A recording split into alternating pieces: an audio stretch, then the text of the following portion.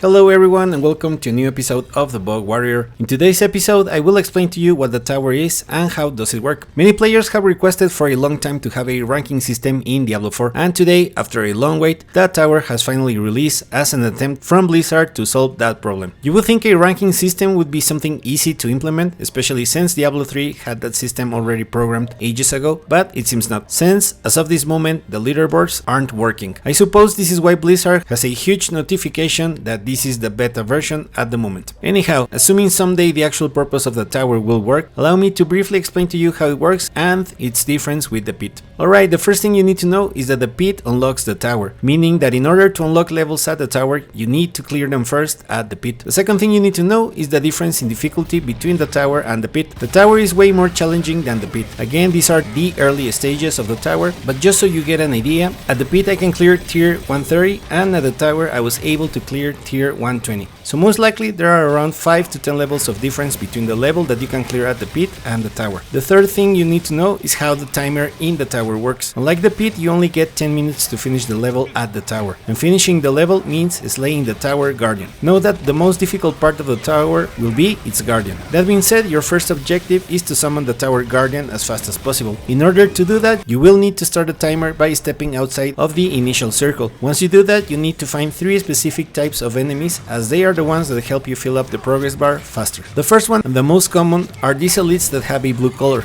The second type are the yellow elites. Please note that in the minimap all elites will always show as a red dot, so your goal is to always find and slay as many of these red dots fast. The best way to do this is by grouping them together, of course. First, because they have a lot of health points, meaning that they will take longer to bring down, so instead of going from pack to pack, it's better to run around a little bit and group them before engaging. Every time you slay these types of elites, they will drop light orbs.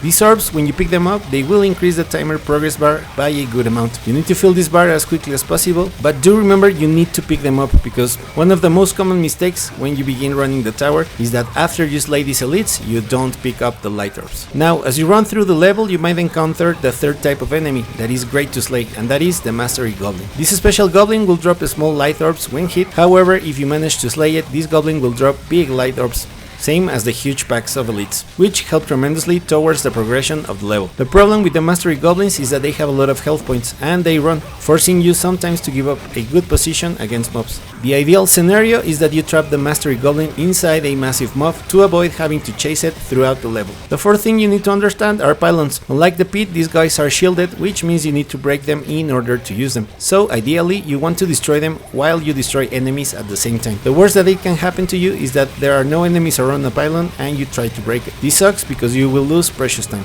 Once you fill the progress bar, at last the tower guardian will appear. I don't know how many tower guardians are out there, but note that they are different from pit bosses, as some of their attacks can one-shot kill you, same as the bosses in Lairs. In fact, I believe they are more similar to Lord Seer, Grigor, Varshan, and all of them than the pit bosses. I learned this the hard way, of course. Now, since all builds are different, target farming a specific boss will be crucial, perhaps even more than when running at the pit. Since I am running the Judgment Paladin build, I need minions around the boss. I wasn't able to clear the tower despite having a great time until I found the Cunning Marauder, so I will make up a follow-up video on the types of guardians that you can encounter at the tower. Once you give the killing blow to the tower guardian, your total time will appear and your ranking, which, as I mentioned before, is not working at the moment, but someday it will. The only thing that I don't get at the moment are the rewards, since there are no rewards of any kind once you complete the tower. This is what troubles me, because the whole idea of running, especially with other players, is to be able to clear levels that alone you can't. This is how the greater rifts in Diablo 3 work, and they were great, because when you clear high rifts with a group, you would get amazing loot that would help you have a better ranking solo. Maybe this changes in the future, but who knows. Again, these are the early stages, so if anything does change, I will keep you posted. In the meantime, do give it a try and let me know your thoughts in the comments. We reached the end of the video. Thank you very much for watching. If you made it this far and found the video interesting or useful, please consider to share, like, comment or subscribe, and I will see you in the next one.